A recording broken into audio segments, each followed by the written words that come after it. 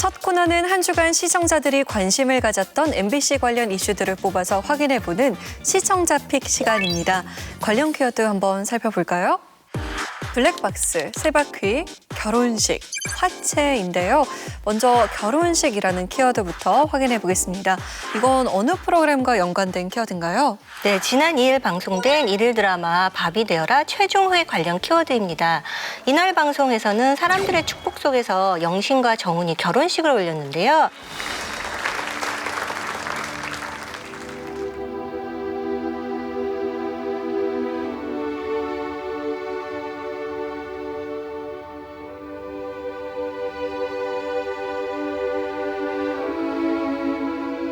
나는 그를 그렇게 보냈다. 오랜 시간 영신을 보살펴온 경수는 아버지 자리에서 식을 지켜본 뒤 세상을 떠났고 이후 그를 추억하는 영신의 모습으로 엔딩을 맞이했습니다. 가보지 않은 길이 아름답다는 말이 있다. 그와 나 사이엔 이제 조용한 침묵의 강이 흐른다. 그와 내가 살아냈던 그토록 아팠던 기억 속에서 그는 내 인생의 가장 아름다운 추억이 되었고 나는 추억을 간직한 채 남겨진 날들을 살아간다.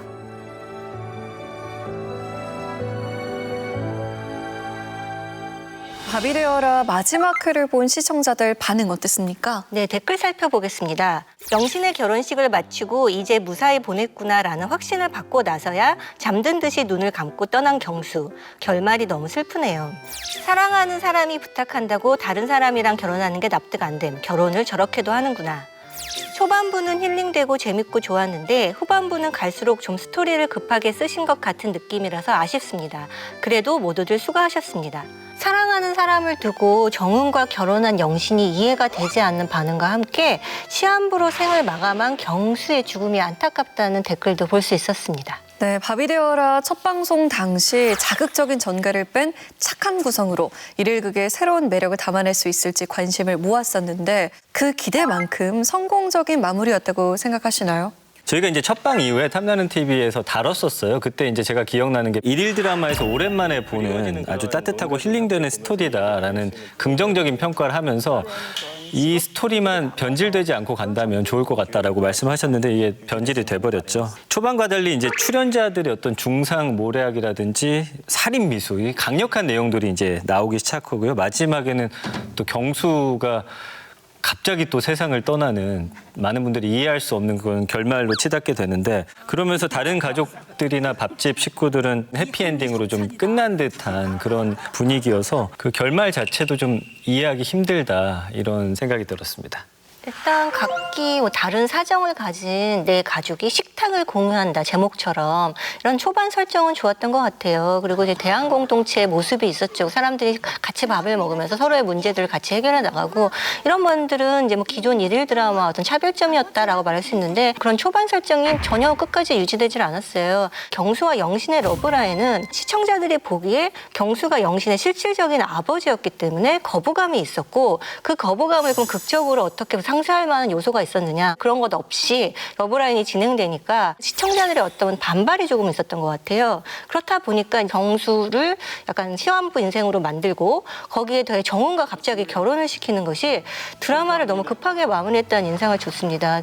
이 정훈과 결혼을 한다고 치더라도 그것도 어떤 설득력 있게 풀어나갈 수 있는 과정이 있었을 텐데 그런 과정은 다 생략이 됐고요. 마지막에조차도 이제 같이 식탁을 여전히 공유하고 뭐 동네를 지켜나간다 이런 부분은 뭐 좋은 결말이라고 할 수가 있지만 그것은 그냥 일일 드라마의 클리셰처럼 마지막엔 무조건 해피엔딩 같이 밥을 먹으면서 공식처럼 끝난 것 같아서 그 부분은 좀 아쉽기도 합니다. 우리가 이제 프로그램의 어떤 흥행이나 성공을 판단할 때 표면적인 지표가 화제성 또는 뭐 시청률 이런 것들이 있는데 이 드라마 같은 경우는 초반에 저는 이 두 마리 토끼를 어느 정도 잡았다라고 생각을 해요. 그런데 이제 좀처럼 시청률이 오르지 않다 보니까 그게 이제 부담이 된 것인지 하나하나 이제 막장 요소들이 이제 들어오고 물론 이제 자극성, 폭력성, 선정성 이런 것들이 뭐 시청률만 놓고 봤을 때는 약간의 어떤 긍정적인 요인이 된 것 같기는 해요. 그런데 그게 뭐 압도적으로 시청률을 끌어올리거나 뭐 그게 긍정적인 영향을 준 것은 아니기 때문에 저는 초반에 정말 그 선한 뭐 드라마의 취지 이런 것들을 좀 더 살렸으면 어땠을까라는 좀 아쉬움이 많이 남았던 한편이었습니다. 다음 키워드 확인합니다. 블랙박스인데요. 이건 어떤 프로그램과 연관된 키워드죠? 예, 6월 29일 방송된 피드수첩 관련 키워드입니다. 고 이중서의 마지막 메시지, 공군 성추행 사망 사건을 다룬 이날 방송에서는 사건 발생 당시에 차량 블랙박스 영상을 입수해 최초로 공개했는데요. 군 내부의 조직적 회유와 합의 종용 압박까지 있었던 사건의 전말을 심층 보도하며 공분을 이끌어냈습니다. 5월 21일, 그날은 특별한 날이었습니다. 제가 사실은 결혼을 생각을 하고 있었잖아요. 혼인신고는 했고 이제 식을 내년쯤에 올릴 생각이었을 텐데 혼인신고 다음 날, 그녀는 싸늘한 시신으로 발견됐습니다.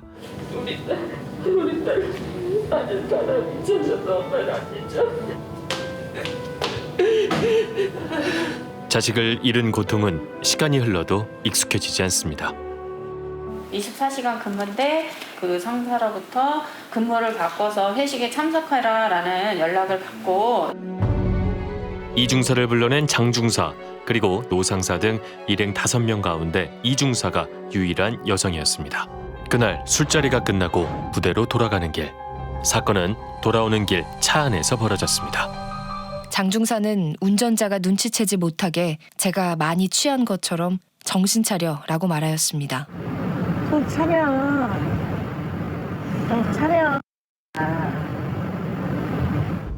장중사가 저지른 성추행은 심각했습니다. 이중사는 수치심과 공포를 느꼈다고 했습니다. 제가 피하다 안 돼서 장중사님, 저 내일 얼굴 봐야 되지 않습니까? 라고 말했습니다.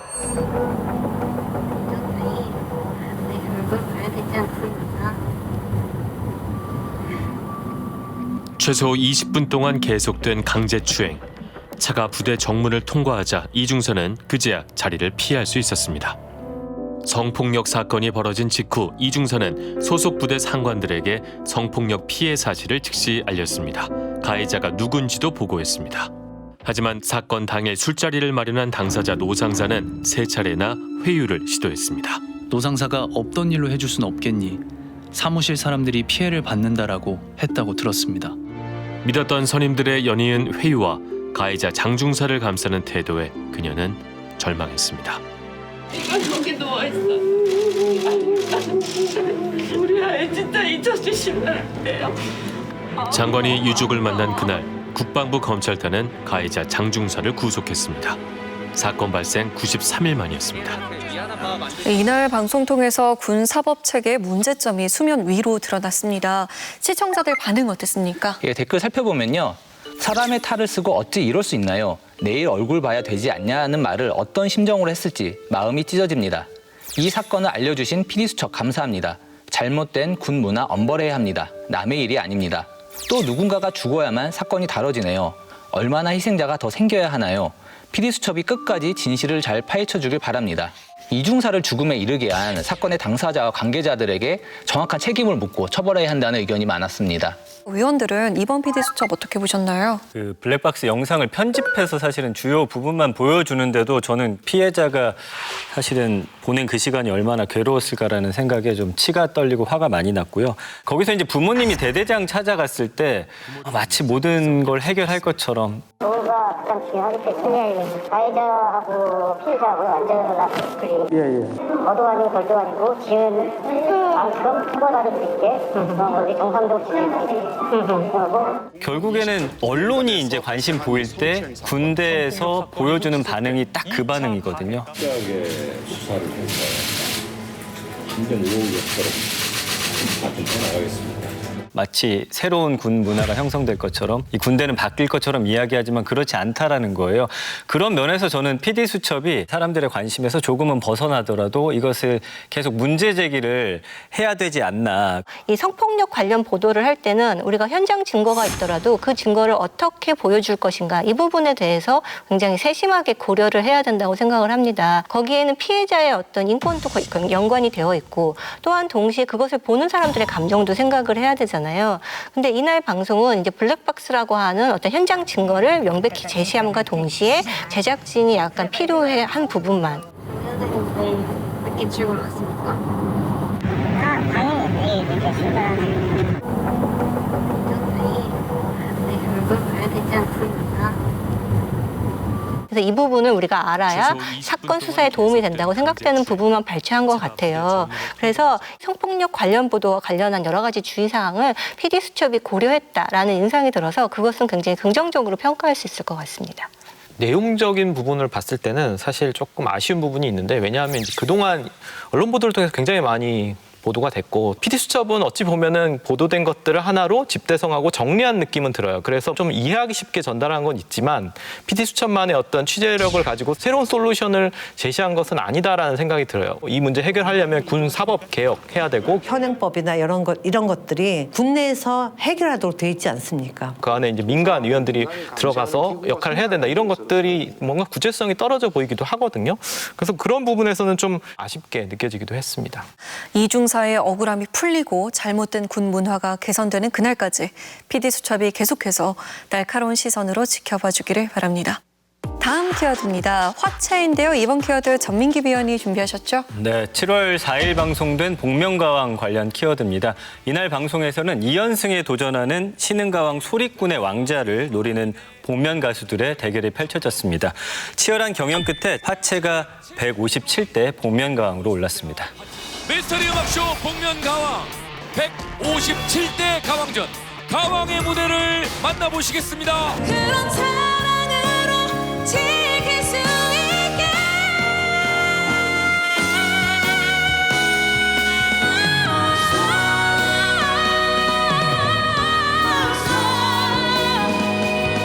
다쳐버린 마음 열고서 그대만이 날 아쉬울게.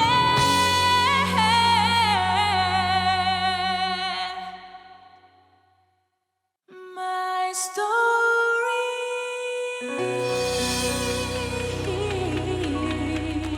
지쳐다가 내가 안아줄까.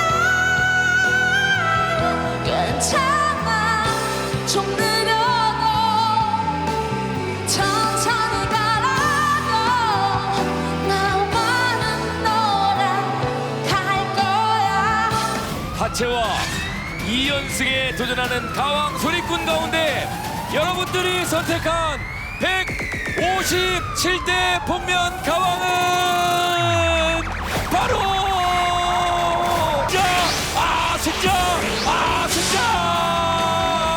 승자는 화채입니다. 신흥가왕 소리꾼과 화채의 점수가 단 1점 차이였는데요. 그만큼 박빙의 대결이었다는 거겠죠. 이번 복면가왕 어떻게들 보셨습니까? 복면가왕은 어쨌든 음악쇼인 만큼 음악적인 화제성이 있을 때 사람들이 더 관심을 갖게 되는 것 같아요. 이제 1라운드부터 뭐 태양의 후예와 하채가 압도적인 실력을 보이면서 3라운드까지 와서 대결을 펼쳤는데,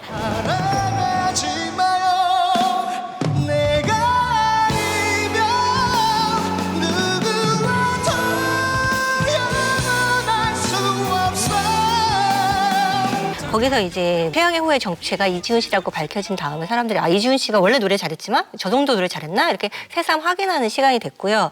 복면가왕은 확실히 음악적인 대립 요소가 있을 때 흥미로워진다는 것을 확인하게 된 회차였습니다. 그 2라운드에서 화채와의 그 좋은 승부 끝에 하지만 아쉽게 탈락했었던 꽃송이 이재영 씨 보면서 굉장히 좀 반가웠어요. 안녕하세요, 가수 이재영입니다. 내 사랑을 가고 동상 이재영 그대를 바라보던 그 순간 신인 가수상 이재영 굉장히 오랜만에 등장을 해서 되게 반갑기도 했고, 2라운드에서 자우림 노래를 부르셨는데 안녕 안녕이 다시는 울지 않아. 라라라라라라라 내일은 새롭게 태어나리. 이때 이제 판정단이 현역 뮤지컬 배우 아니냐라는 얘기를 할 정도로 굉장히 성량도 좋고 되게 그루브가 있고 되게 좀 정말 그 노래를 가지고 노는 그런 모습을 보여줬었어요. 이제 이번 복면가왕이 전체적으로 뭐 1라운드도 그렇지만 2라운드, 3라운드 같은 경우는 뭐 화채 씨가 되게 잘했다. 하지만 다른 분들도 되게 아쉽게 떨어졌고 누구든 강하게 도전해 볼 만했다. 그리고 정말 박빙의 승부였기 때문에 재밌었던 것 같아요. 이번 회차 같은 경우에는 제가 봤을 때 이제 죽음의 조 같다라는 느낌 저도 받았거든요. 굉장히 숨은 실력자들이 대거 출연하면서 치열한 어떤 경쟁, 가창력 대결을 본 것 같다라는 생각이 들고 끝까지 어떤 승부의 향방을 알 수 없는 그런 팽팽한 긴장감 또 흥미진진함이 들었던 것 같습니다. 또 연예인 판정단이 가수들의 스타일을 잘 짚어주는 평가도 굉장히 인상적이었던 것 같아요. 태양의 후예님은 어렸을 때부터 차근차근 음악 교육을 받아서 좋은 대학, 음악 교육 과정을 싹 거치고 다 모든 게 완벽해 이런 스타일이고요. 이쪽에 화채님은 저 다운타운부터 어렸을 때부터 기타 하나 들고 바닥 기면서 노래하고 가끔 알바도 하고 우여곡절이 많아요. 우여곡절로 다 겪어가지고 올라와가지고 잘해. 근데 둘 다 잘해요. 누굴 찍어요? 굉장히 시청자가 보기에는 이해가 잘 되는 표현이 아니었나라는 생각이 들고요. 또 한편으로는 저는 이제 아쉽게 한 표 차이로 가왕 방어전에 실패한 분이 빅마마의 박민혜 씨로 밝혀졌잖아요. 빅마마 같은 경우에 많은 분들이 이제 이영현 씨를 많이 떠올리는데 저는 이 기회를 통해서 박민혜 씨를 또 재발견한 것 같은 기회가 된 것 같아서 이 부분도 굉장히 좀 의미가 있었다라고 생각합니다.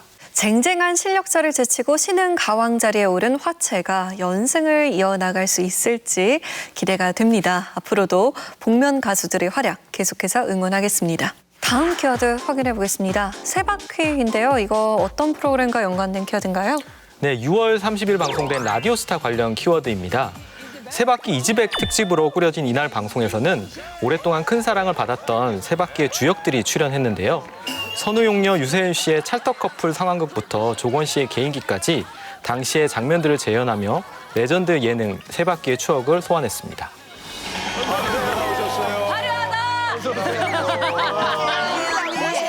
안부 전해달래. 내가 라디오스타 나간다. 그랬더니 뭐 앉아봐. 자, 이경실 씨 오랜만에. 네네. 라스 오랜만이에요.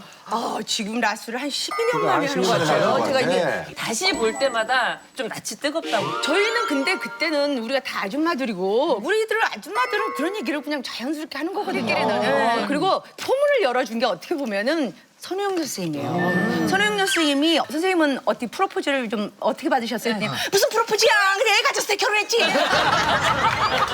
이렇게 선생님이 풀어놔 주시니까 우리는 그냥 가볍게 한 건데. 김지선 씨가 선우용 선생님 음료 먹는 거 흉내 잘 내잖아요. 아니요, 현미 선생님이 항상 빨간 립스틱을 바르고 계세요. 근데 립스틱을 여기다 묻히지 않고 드시면 안 되지.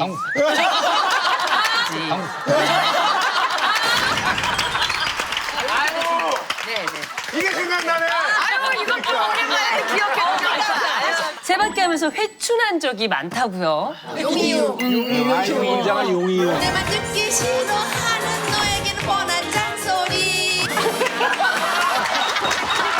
텔레비에서 시청자들이 즐겁다면은 텔레비 안에서는 미친 짓도 할 수 있겠다. 시청자들을 위해서는. 그렇죠. 그 대신 출연료를 많이 줘야 돼요. 젊은 피로 아주 맹활약을 한 조건 씨가 정말 요즘으로 사랑받는 아이들을 했죠. 맞아. 골반이 터질 정도로 했잖아. 그리고 어떻게 보면 깝건을 낳아주셨어요. 근데 조건이 저기 그 표정 한 번만 다시 좀 입술 약간 이렇게 하면서 이렇게 막 섹시한 우리 바람.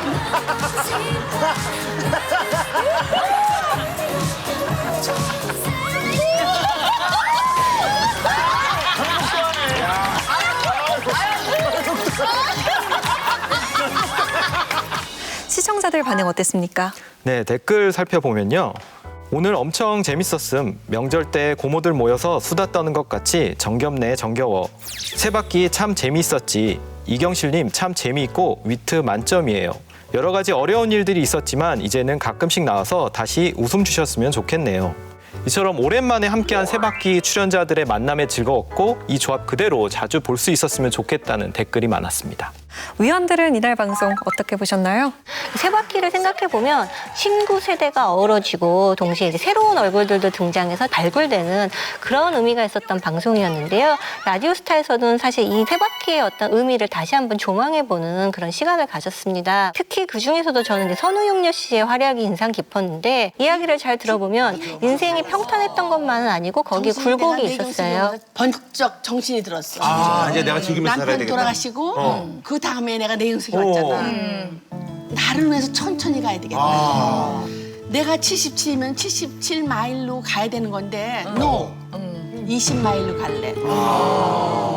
하지만 출연료 많이 준다면서 가끔 그래요.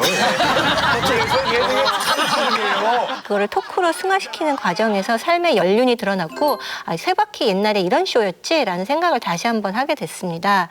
제목처럼 쇠바퀴 이스백이라고 했는데 일회성에 그치지 않고 정규 방송 편성을 고려해봐야 하지 않을까 싶을 정도로 굉장히 강렬한 인상을 주었던 방송이었다는 생각이 들었습니다. 저는 무엇보다 좀 돋보였던 게 서로 간의 완벽한 호흡이었어요. 이분들이 세 바퀴 끝난 지 꽤 됐는데 지금 맞춰봐도 정말 완벽하다라는 생각이 들었어요. 뭐 가령 선우용녀 씨를 중심에 두고 성대모사를 하는 장면들이 있는데 지선이 매니저리 와봐. 카페라떼. 그리고 자기도 하나 먹고. 그냥 또 매니저가 선생님 좀 됐습니다. 그러니까 아유 그러지 말고 먹어. 난 먹어야 좋아. 지금 선우용녀 세 분이가 혼이 들어왔다 나갔다는 그 절묘한 CG가 덧붙여지면서 굉장히 재밌었던 것 같고요. 선우용녀 씨나 유세윤 씨가 연상연하 꽁트하는 장면들도 재밌었어요? 누나. 진짜야. 그립더라. 아직까지 이렇게 건강할 줄 몰랐어요.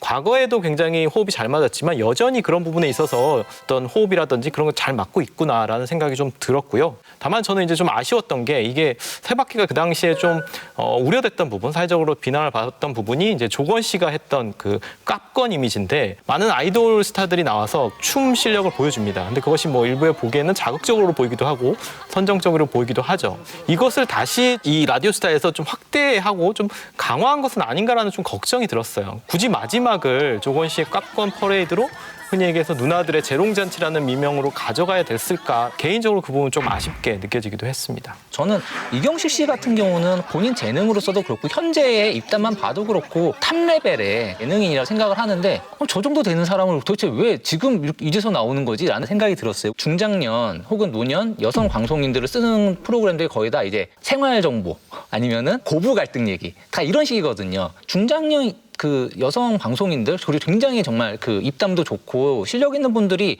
자기 실력을 뭔가 다 펼칠 프로그램을 MBC에서 좀 만들어주시면 좋지 않을까라는 생각이 들었습니다. 앞으로도 라디오스타의 다채로운 특집을 통해서 반가운 얼굴들 자주 볼 수 있기를 기대해 봅니다.